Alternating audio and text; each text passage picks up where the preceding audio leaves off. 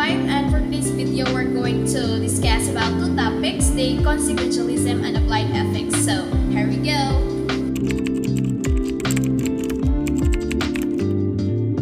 So hello everyone, so for today we're going to discuss about consequentialism. So what is consequentialism? Well, consequentialism is an ethical theory that judges whether something is right or wrong through its consequences. So basically, consequentialism is identifying whether something is right or wrong through the aftermath of the certain action. So for example, we could say that lying is morally wrong, but in consequentialism, if lying would benefit someone or would try to help a person, then consequentialism says that it is the right thing to do. And this put consequentialism to be more on to be criticized, knowing that it is so uncertain whether this action would lead to right or wrong. So the future of certainty is really blurred, or we cannot really predict what would be the consequences of a such action. Great day, everyone. By the way, I'm Princess Grace Valerian, and I'm going to discuss about the two principles of consequentialism.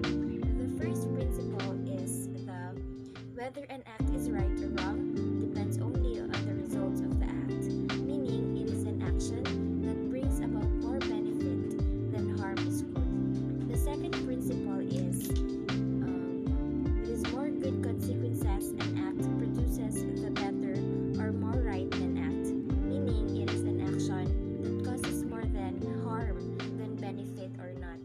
To sum it up, the first principle talks about the act, while the second principle talks about the consequences.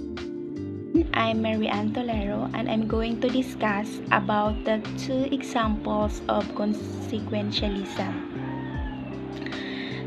The two examples of consequentialism are utilitarianism and hedonism. Utilitarianism judges consequences by a greatest good for the greatest number standard.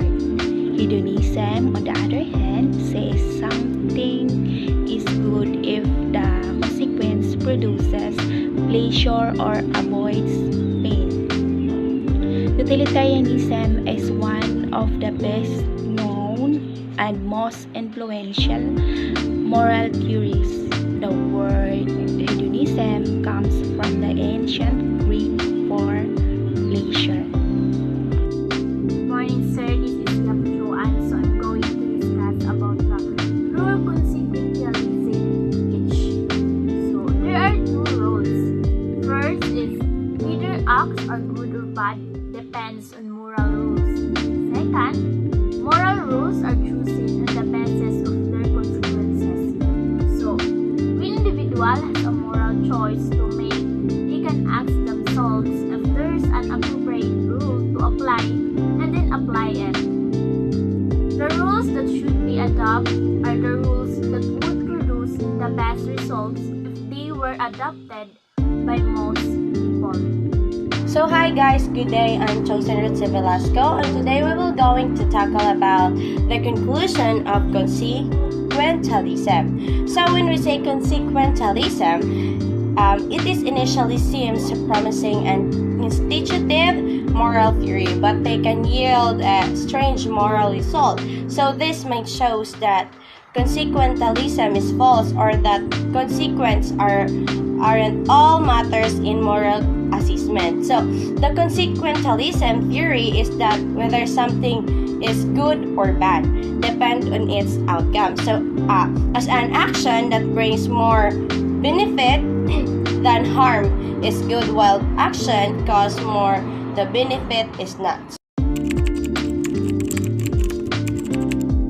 Applied ethics is a branch of ethics devoted to the treatment of moral problems, practices, and policies in personal life, profession, technology, and government. Hello again, this is Catherine Palyaso. Applied ethics, also called the practical ethics, is the application of ethics to a real-world problem. Practical ethics attempt to answer question of how people should act in a specific situation. For example, is it ethical for a business owner to bluff during negotiation with another company?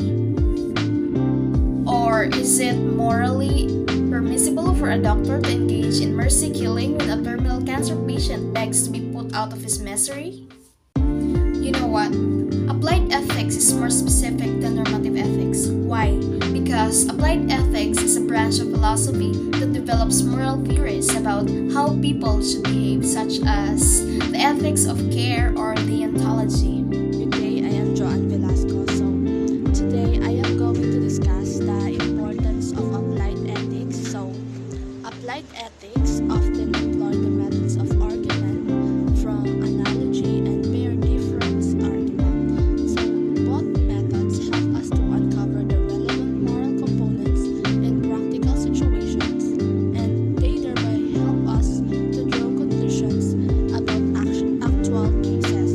So, ethics helps a person to look at his own life critically and to evaluate his actions, choices, and decisions. So, it assists a person in knowing what he or she really is and what is the best for him or her, and what he or she has to do in order to attain it. So, study of moral philosophy can help us to think better about morality. So, philosophers who study applied ethics look to the world around them and analyze the ethical problems they find. So, by doing so, the applied ethics is able to use philosophy as a tool to address important moral issues in various practical disciplines. Hi, I am John Vincent Biroy and I am here to give some examples of applied ethics.